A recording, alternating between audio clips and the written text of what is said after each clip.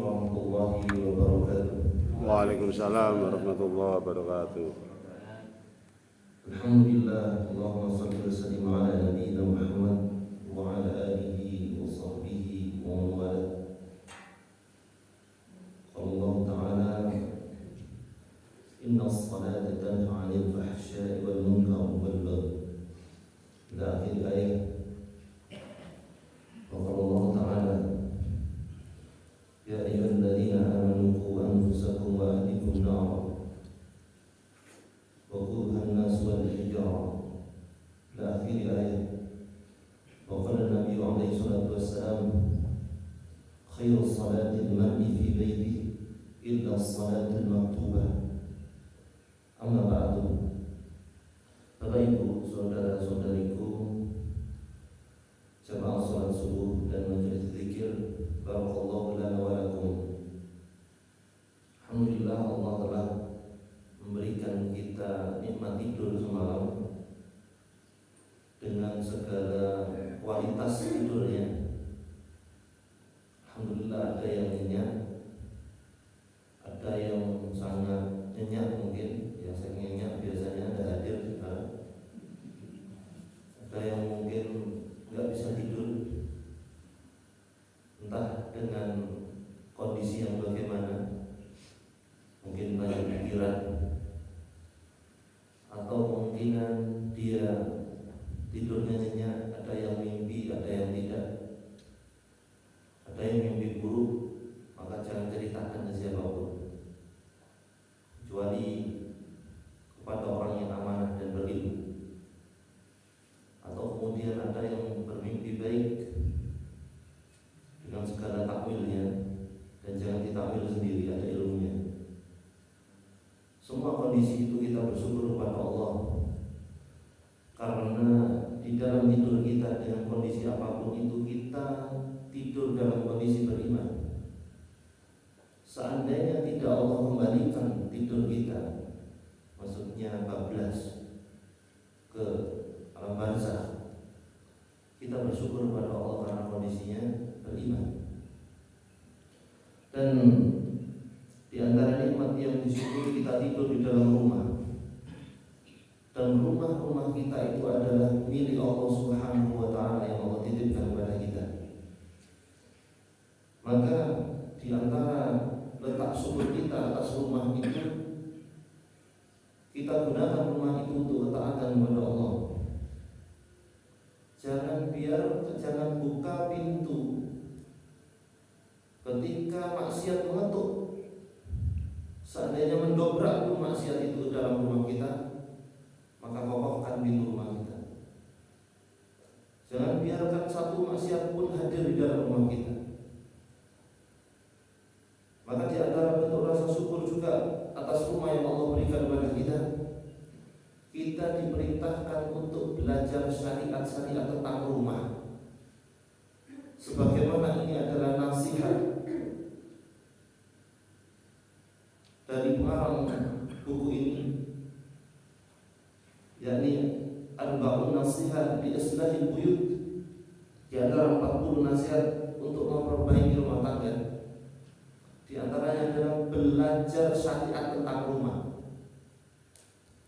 Makanya di antara syariat pertama yang harus dipelajari tentang rumah adalah sholat. Rumah kok sholat? Ya karena penghuninya harus sholat. Pastikan penghuni rumah itu sholat, kecuali yang mens dan nifas. Pastikan semuanya ahli sholat. Jangan biarkan di dalam rumah itu orang yang tidak sholat. Berarti harus belajar bagaimana kondisi sholat seseorang di rumahnya. Sebagaimana hadis Nabi alaihi salatu wassalam, khairus salatil mar'i fi baiti. Sebaik-baik sholat laki-laki di rumahnya. Belum berhenti hadisnya ini, tidak boleh ngantuk. Di rumahnya. Mar'i itu kan mar'un lagi. Khairus salati mar'i fi baiti. Sebaik sholatnya laki-laki di rumahnya, illa sholatul maktubah, kecuali sholat wajib. Kalau sholat wajib laki laki-laki itu sholatnya nggak di rumah, tapi di masjid. Kayak musola kan, sami mawon. Musola masjid intinya keluar dari rumah sholat berjamaah. Ini kita selesai nggak bahas hukum fikihnya. Kita tahu hukum fikihnya terbagi menjadi tiga pendapat. Sunnah muakkadah, fardu kifayah, sebagaimana pendapatnya Imam Al-Ghazali, termasuk fardu ain, sebagaimana pendapat ulama Hanabilah sebagian. Kita sudah tidak bahas itu, walaupun di manhaj darji hukumnya sunnah muakkadah, salat jamaah di masjid. Cuma kalau hanya pedoman dengan itu, nggak pedoman dengan yang lain, apa itu? Ada buku lain namanya PHI, pedoman hidup Islami. Di sana selalu dianjurkan untuk menunaikan sholat berjamaah, meninggalkan rapat kalau waktunya sholat dan pergi masjid. Jadi hukum sunnah muakkadah, fardu kifayah, fardu ain itu hanya hukum yang disikapi dengan benar. Tidak kemudian karena mengambil hukum sunnah muakkadah sholat jamaah terus kemudian menyepelekan sunnah muakkadah kok. Tidak begitu yang diajarkan oleh para guru kita. Nah, sehingga para wanita yang ada di rumah itu hendaknya mendorong para laki-lakinya untuk sholat berjamaah. Jangan biarkan mereka suka sholat di rumah. Jangan biarkan, didorong terus. Yang laki-laki, kalau bencong, laki-laki kan. Kata gantinya tetap dia laki-laki. Kecuali di Amerika sekarang lagi aneh. Di Amerika itu aneh. Orang-orang kaum Nabi Lut yang ada di sana, LGBTQ itu kawinan. Kaum Nabi Lut. Ya, Ustaz Abu Somad malah lebih ngeri lagi. Ya, mentituli mereka. Tak saya pakai ini. Nanti aja kalau promo di depan saya sampaikan. Nah, itu kalau perempuan kan kata gantinya dia si, laki-laki i. Kalau ada orang yang mau datang ke rumahnya, maka ditanya oleh tuan rumahnya, siapa yang mau datang? Gitu. Siapa yang mau datang? Maka apakah dia sudah datang? Ya, ditanya apakah dia sudah datang, pakai kata ganti him, laki-laki enggak, tapi itu mereka enggak, mereka tidak mau pakai kata ganti laki-laki dan perempuan. Si, he enggak mau. Karena gendernya di luar itu, pakai they, mereka. Aneh-aneh. Ini merusak gramatika, merusak kehidupan, juga merusak gramatika. Cuma tetap kalau dia seorang yang lesbi, naudzubillah min dzalik, maka tetap perempuan kondisinya, walaupun dia tomboy. Kalau dia bencis, kalau dia bencong, bandi, tetap laki-laki. Dorong mereka untuk sholat berjamaah di masjid. Jangan, kalau dia pakai mukena, maka larang, dilarang. Ya pakai sarung, pakai baju sebagaimana bapak-bapak, dan pakai peci. Jangan boleh pakai lipstik. Langsung ke masjid, dorong pokoknya. Itu diantara pengobatannya, yaitu mereka sadar, oh ya, saya tetap laki-laki. Kalau dia meninggal, kalau laki-laki dan perempuan tentu saja berbeda. Ya tetap di depannya imam. Kalau laki-laki, imam berada di mana? Di pinggangnya, lurus pinggangnya mayat. Kalau perempuan lurus dadanya.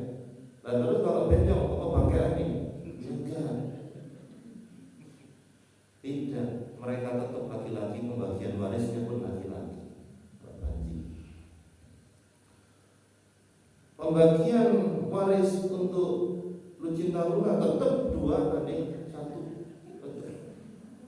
Mesti orang kalau ini, semoga Allah kasih hidayah. Adapun sholat wajib, maka kita dorong para laki-laki untuk berada di masjid. Makanya Rasulullah SAW dia bersabda, "Tatawwu'ur rajuli fi baitihi yazidu 'ala tatawwu'i 'inda nas." Kata Nabi SAW, sholat tatawwu atau sholat sunnahnya laki-laki di rumahnya melebihi amalan tatawwu di hadapan manusia. Dan kafadli sholati rajuli fi jama'ah ala sholatihi wahdah. Keutamaannya itu seperti laki-laki sholat berjamaah dan sholat sendirian. 2 hadis ini menunjukkan yang pertama yaitu sholatul mar'i afdhalu sholatul mar'i fi baiti, yaitu yang paling utama sholat seseorang itu di rumah, maksudnya adalah sholat sunnah. Kalau mau sholat sunnah di rumah afdhal, pahalanya lebih besar di rumah. Itu. Ya, sebagaimana juga di hadis kedua, pahalanya itu perbandingannya sholatnya laki-laki di rumah, sunnah tadi, sunnah. Perbandingan seperti sholat jamaahnya di masjid dibanding sholatnya dia di masjid sholat sunnah. Kalau mau ngambil 2 keutamaan, bagus, kan? Itu kan secara umum di dalam hadis ini tentang tatawwu'ur rajuli fi baiti, gitu ya. Itu tidak dikatakan dia qobliyah atau ba'diyah, sehingga kita meninggalkan sama sekali qobliyah ba'diyah di masjid, tidak seperti itu. Tapi masih ada sholat sunnah yang disisakan di sana, di rumah bagi laki-laki. Dan kemudian bagaimana dengan wanita? Wanita, ya ulama beda pendapat tentang besarnya pahala. Cuma keutamaannya sepakat. Besarnya pahalanya ulama fikih nggak sepakat.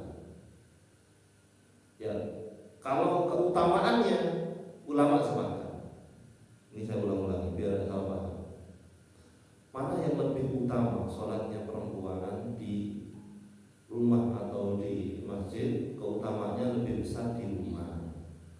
Untuk pahalanya ulama beda pendapat. Seandainya perempuan dia sholat jamaah di masjid, pahalanya pendapat pertama tetap 27. Karena 25 atau 27 ya. Hadis lain mengatakan 25, hadis yang lain mengatakan 27 derajat. Tidak pakai Celsius, derajat. Nah, itu tetap dapat 20 derajat. Cuma keutamaan tetap di rumah. Bukan berarti ibu-ibu terus gak sholat jamaah di masjid. Bukan berarti begitu. Asalkan dia mendapatkan izin dari suaminya.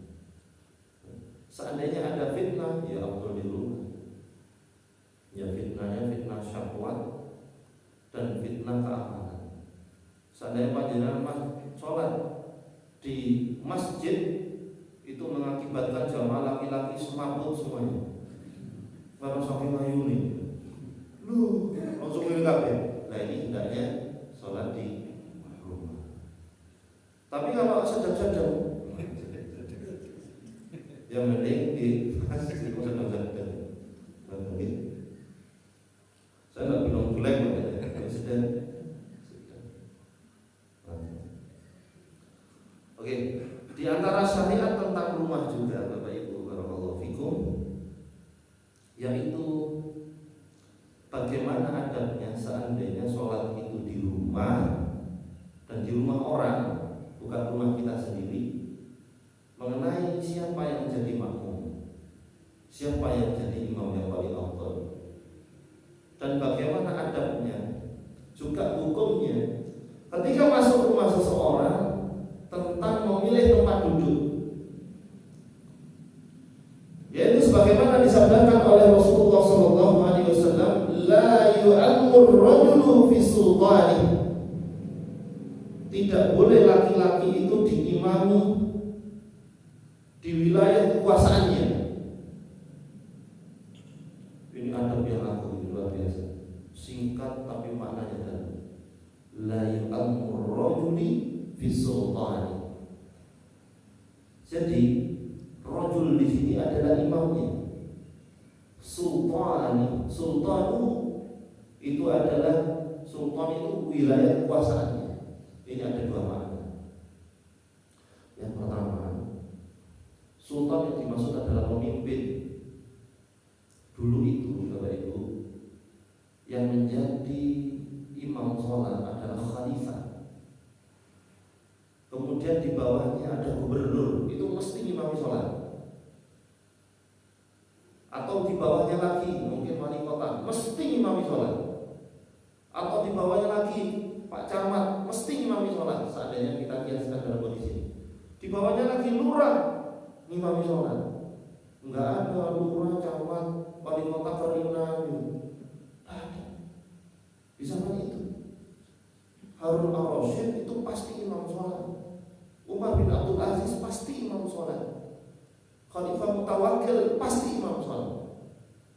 Muawiyah waktu itu menjadi khalifah, beliau adalah imam sholat radhiyallahu anhu. Itu imam sholat. Kan sampai di protes itu sama orang yang bukan ahli Madinah. Ditanyai waktu habis imami, ini saya Bukhari. Ya Muawiyah, di mana bismillahmu? Maksudnya sebagian dan ahli Madinah mengamalkan basmalahnya di Syria. Kemudian Muawiyah menjalankan basmalahnya. Memang ada dua riwayat kok. Ya, dua riwayat menjalankan dan mensirihkan. Sama-sama buat. Nah, kalau kita berada di tempat orang lain, kita musafir, kita itu dailo, jangan sampai maju jadi imam. Kalau bukan daerah kita, atau bukan masjid tempat kita sholat biasanya, tiba-tiba dilihat ini loyoknya, ini tajwidnya, ini sedang-sedang ini. Saya yang paling bagus, namun Pak saya jadi imam. Ini tidak ada. Biarkan orang yang ahli mungkin yang jadi imam. Demikian juga ketika kita di rumah, ya di rumah seseorang sebagai tamu, jangan maju jadi imam kecuali diizinkan. Makanya Nabi bilang dalam ini kan hadis ini dua hal, dalam dua hal. Wala yujlasu ala takrimati. Jangan sampai takrimati itu apa ya?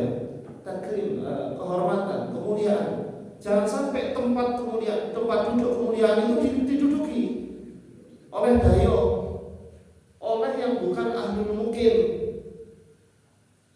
Yaitu ketika kita jadi tamu, jangan duduk dulu sebelum dipersilakan. Ini memang di Jawa etikanya sudah diajari, cuma Islam lebih memperhatikan detail dalam hal itu.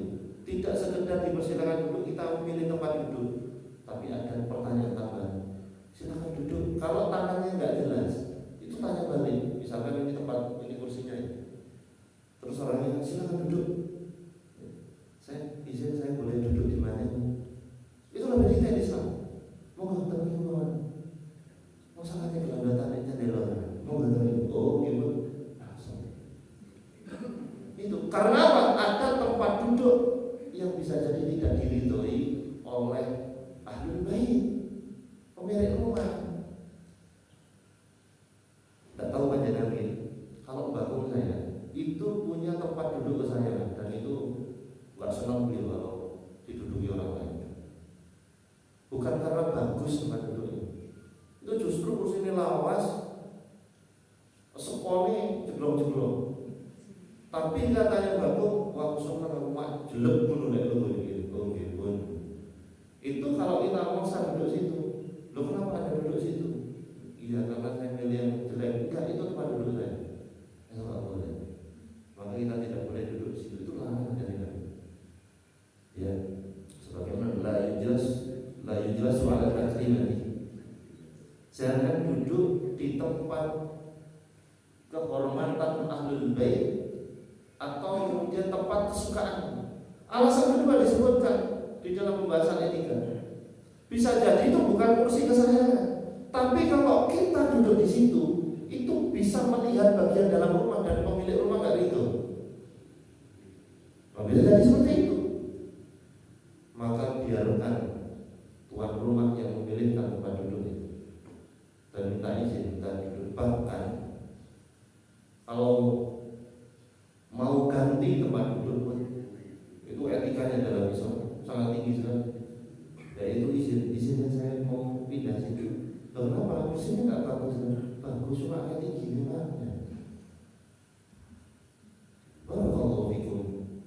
Sehingga Bapak Ibu barakallahu fikum, ini merupakan perkara yang penting. Di dalam dua perkara ini mengenai mengimami ahlul bait atau ahlul mukim, duduk di tempat kesukaan ahlul bait atau ahlul mukim, diakhiri di dalam hadis ini illa bi'izni, kecuali dengan izinnya. Jadi merupakan adab seseorang yang kembali ke sholat, misalnya sholat jamaah. Saya kan bukan mukim di sini, nggak boleh tiba-tiba mentang-mentang pemateri terus maju jadi imam. Nunggu diizinkan oleh ahlul mukim. Ya, yang mengizinkan ahlul mukim, perwakilannya yang takmir. Nggak boleh nyelonong, nggak ada. Jangankan ahlul mukim, Pak, jangankan bukan ahlul mukim, orang yang mukim saja, dan dia tiba-tiba tidak ada SK, tidak ada kesepakatan, tiba-tiba langsung mau jadi imam,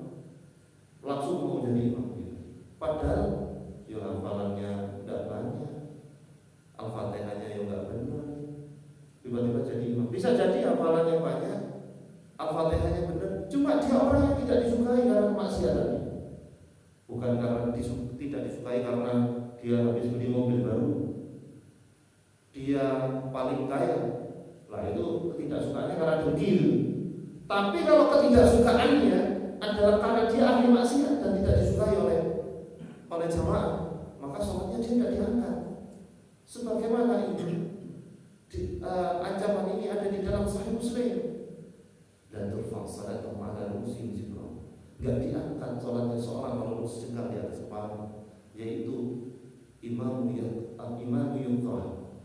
yang dibenci jamaah. Ini padahal urusannya bukan ahli mukim atau enggak ya? Dibenci karena kemaksiatan ya. Itu saja butuh izin, karena ancamannya adalah sholatnya enggak diterima. Atau apalagi orang yang bukan ahli mukim tiba-tiba nyelonong jadi imam, ada potensi nggak disukai, ada potensi untuk tidak disukai jamaah, bisa saja nggak diangkat sholatnya. Nah, lebih-lebih juga di rumah, ketika dia seorang tamu yang nunggu ditunjuk jadi imam, karena ada sunnah yang lain, yaitu mengundang orang soleh ke rumah, dia dipersilahkan sholat sunnah di rumah kita jadi makmum. Itu ada sunnah tersendiri. Itu masya Allah.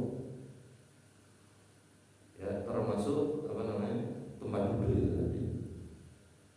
Nah, kemudian yang berikutnya, Bapak Ibu barakallahu fikum, tentang izin. Sebagaimana di surat An-Nur ayat 27 sampai 28. Allah berfirman, ya ayyuhalladzina amanu, wahai orang-orang beriman, la tadkhulu buyutan ghayra buyutikum. Jangan sampai masuk rumah yang bukan rumahmu. Buyut, bait itu rumah, bukan berarti rumah tempat tinggal aja. Cuma termasuk di situ ada manusia yang tinggal di situ walaupun bukan rumah. Nanti kalau tidak dijelaskan begini, ada budak tiba-tiba masuk, kan bukan rumah. Itu termasuk bangunan bait. Jangan masuk rumah yang bukan rumahmu, yaitu ghairu buyutikum, Sebagaimana Allah Subhanahu wa taala berfirman, yang bukan rumahmu hatta yasta'nisu, sebelum meminta izin. Itu syaratnya satu. Dan juga wa tusallimu ala ahliha, dan mengucapkan salam. Misalkan mau masuk rumah tetangga, saya sudah salam, assalamualaikum, tapi sambil masuk ada enggak? Enggak ada. Assalamualaikum, tapi sama diwongi, gitu loh, di lowongan, dicari di dapur, yuk, nanti jangan berbagi. Jadi syaratnya dua, minta izin, diizinkan silakan masuk, itu salam dua. Nah kemudian kalau hanya minta izin tapi tidak mengucapkan salam, enggak betul. Mengucapkan salamnya sunnah, minta izinnya wajib.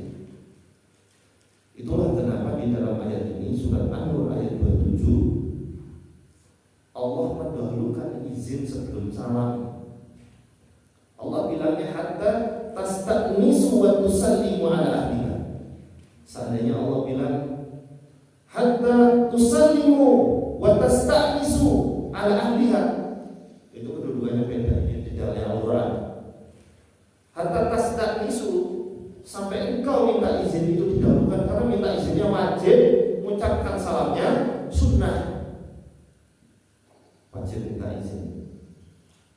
Makanya sampai adabnya adalah dia rumah itu di pintunya diketuk sampai 3 kali, yaitu diberi jeda.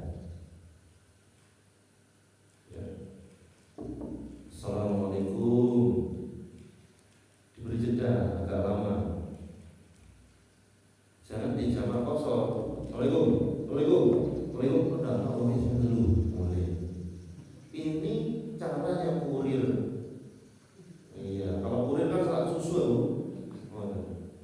paket dolong karena salat susu.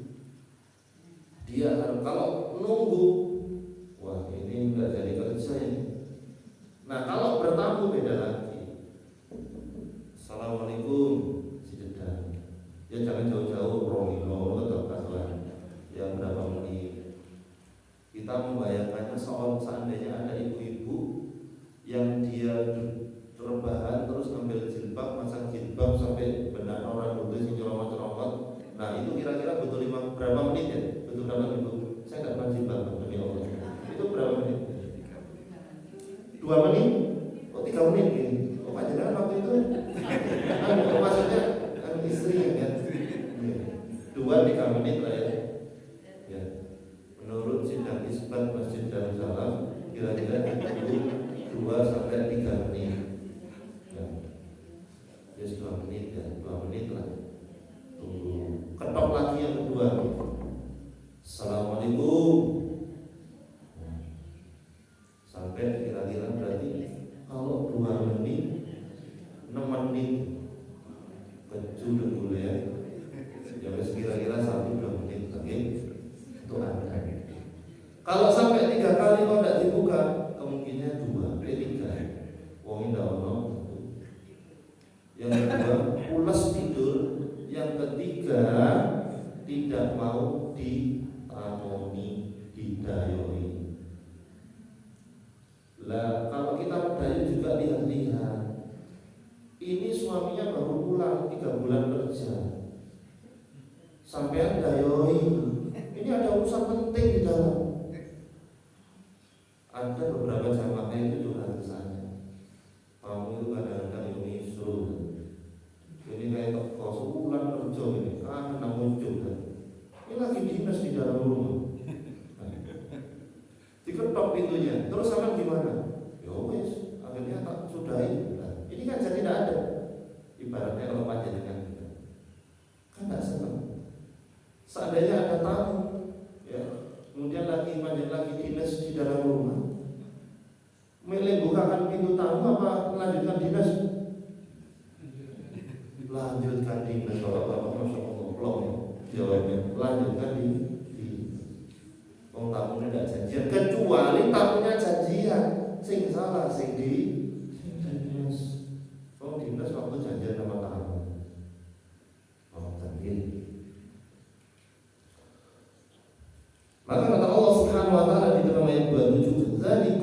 khairul lakum la'allakum tadhakkarun. Yang demikian itu lebih baik bagi kamu agar kamu selalu ingat. Jadi ayat ini ditutup dengan sangat menarik oleh Allah Subhanahu wa taala. La'allakum tadhakkarun, la'allakum tuflihun, agar kamu beruntung. La'allakum tadhakkarun. Apa maksudnya mengingat? Maksudnya mengingat adalah yang pertama zikir. Ingat kepada Allah. Ingat bahwa Allah memerintahkan syariat-syariat yang mulia di dalam rumah itu. Yaitu ini Al-Quran sendiri yang menyatakan ini adalah Al-Dhikr. Nama lain Al-Quran adalah Al-Dhikr. Sehingga ingat terhadap aturan Allah Subhanahu wa taala agar kamu mengingat. Agar kamu yang kedua, la'allakum tadhakkarun, agar kamu peka. Agar kamu itu rumangsa. Bukan orang ahlul tadzakkir, bukan tidaklah mengamalkan la'allakum tadhakkarun kalau orangnya enggak rumangsoan. Gitu. Kalau orangnya rumangsoan, oh paling ini lagi tidur istirahat, oh baru para isu baru datang, maksud saya berdayo setelah subuh. Adakah sahabat Nabi yang mendayo sebelum subuh? Ada. Umar bin Abu Bakar As-Siddiq radhiyallahu anhu pernah memang mendayo sebelum subuh. Mendayo siapa? Abdurrahman bin Auf. Itu pun karena jenguk beliau lagi sakit. Ya. Dijenguk sebelum sholat subuh, terdengar berita bahwa Abdurrahman bin Auf sakit. Ini karena sudah begini ya, sudah plek memang. Maksudnya sudah sangat dekat Abdurrahman bin Auf dengan Abu Bakar As-Siddiq radhiyallahu anhu. Nah, tahu celahnya, karena sahabat itu pasti tahu celahnya. Ya, menyempatkan diri untuk jenguk karena tahu celahnya, karena sahabat banget, ngerti. Biasanya Abdurrahman bin Auf jam segini nih nggak tidur. Dilihat lampunya kok nyala dan kita dekat boleh. Cuma kalau belum dekat, belum tahu biasanya nggak boleh, nggak bisa dibuat dalil. Ini tahu biasa. Nah, mengunjungi hatta tastanisu wa tusallimu itu bukan sekedar mengunjungi di rumah Bapak Ibu. Juga ketika dia tinggal di bangunan yang namanya rumah sakit. Jangan tiba-tiba ujung-ujung mau bedunduk, oh ya begitu, langsung datang. Usahakan koordinasi dengan yang jaga. Saya mau berkunjung ya, kira-kira jam berapa? Ibu yang paling afdal minta izinnya begitu. Nggak langsung, walaupun Japri dulu, saya mau berkunjung jam 6:30. Jangan begitu. Minta waktu. Kira-kira jam berapa saya bisa mengunjungi? Gitu. Binjing mawon. Dan nanti besok aja. Karena orang sakit juga butuh istirahat. Kayak almarhum Ustaz Arifin Ilham itu kan langsung dilarikan ke luar negeri. Iya, karena yang mengunjungi banyak tidak istirahat, kata keluarganya. Nah itu kan tambah loro, dikunjungi tambah loro. Awalnya nek tipes gara-gara dikunjungi tambah TBC, terus tambah liver ogel. Ya. Walaupun banyak buah-buahnya, ini buah bir 3 kilo sing pinggir tegan, tapi tetap ogel. Ya, itu butuh minta izin. Makanya di ayat berikutnya kemudian Allah berfirman di dalam surat An-Nur ayat 28 itu, fa illam tajidu fiha ahadan.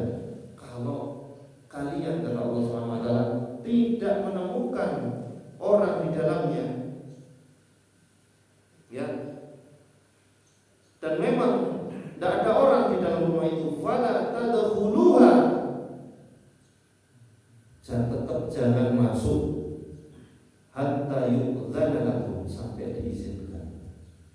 Berarti maksudnya apa? Oh, tidak ada rumah, berarti kan tidak diizinkan. Kemudian wa in qila lakum murji'u farji'u, ini dalil bolehnya tamu itu ditolak. Kalau dikatakan kamu kembali aja, maka kembali. Kalau dikatakan oleh tuan rumah, irji'u, sama balik ya, Farji'u kata Allah, segera balik.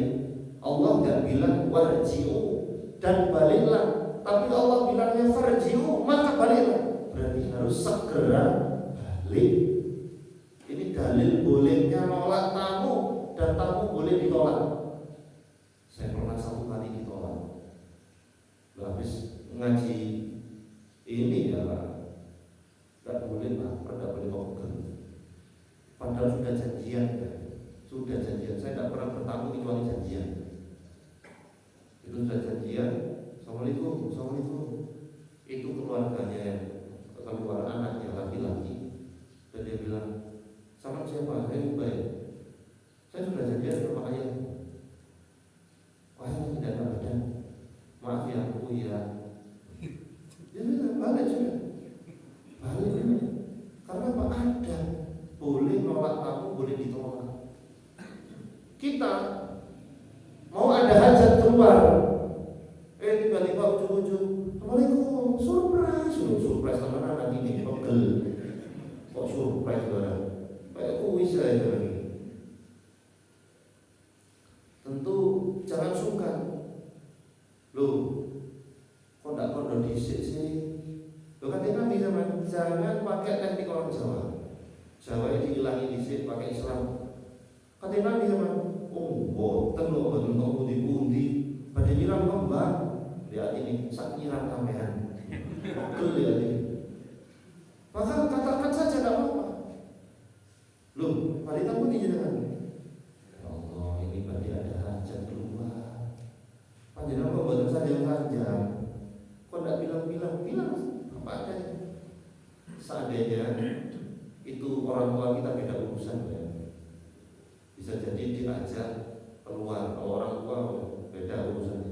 Atau ayo sejak keluar sekalian. Seandainya kerabat dan ini jauh, kerabatnya tidak duyandang, lalu rumahnya di Solo ya, tiba-tiba datang kita mau keluar. Pilihannya kalau mau diajak, ini KBN 16. Kalau mau nyewa truk itu kesuwen. Untuk ngangkut semuanya loh, ya sudah dipersilakan masuk. Ya, itu tidak apa-apa. Wa askalakum. Maka seandainya Anda ditolak oleh tuan rumah, pulang. Maka pulanglah, kata Allah. Kalau tadi kan zalikum khairul lakum, masalah izin dulu, kemudian mengucapkan salam. Tapi kalau ditolak tamunya, maka pulang.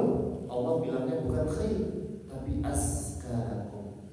Itu lebih suci bagimu. Kenapa? Orang bertamu terus ditolak suruh pulang itu tergantung dari kebersihan hati. Semakin bersih hati Anda, semakin tidak akan mengganggu apa-apa. Walaupun sudah janjian, ya, terima kasih. Walaupun orang yang ngajak janjian sendiri yang bilang, maaf ya saya lagi pusing ini. Itu tidak apa-apa langsung pulang. Iya tidak apa-apa, mau istirahat saja. Walaupun rumahnya panjang aja, itu tidak apa-apa. Wa as'alakum, kedudukannya lebih tinggi daripada khairul lakum. Ya, Allahu bima ta'maluna alim. Allah tahu apa yang Anda lakukan. Itu diantara adab, yaitu tentang rumah ketika kita bertamu. Masih belum selesai perkara ini, insyaallah pertemuan mendatang kita kaji lagi. Wallahu a'lam bishawab. Semoga Allah berkahi rumah kita, rumah tangga kita, dijadikan ahli sholat semuanya, ahli sholat jamaah bagi laki-laki. Rasanya aib kalau ada laki-laki di rumah tapi tidak sholat jamaah. Maka dorong semuanya untuk sholat jamaah bagi laki-laki. Perempuan dianjurkan saja dan kemudian harus mendapatkan izin suami. Wallahu a'lam bishawab. Alhamdulillah. Allahumma shalli wa sallim ala nabiyyina Muhammad subhanakallahumma wa bihamdik asyhadu an la ilaha illa anta astaghfiruka wa atubu ilaik. Wassalamualaikum warahmatullahi wabarakatuh. Waalaikumsalam warahmatullahi wabarakatuh.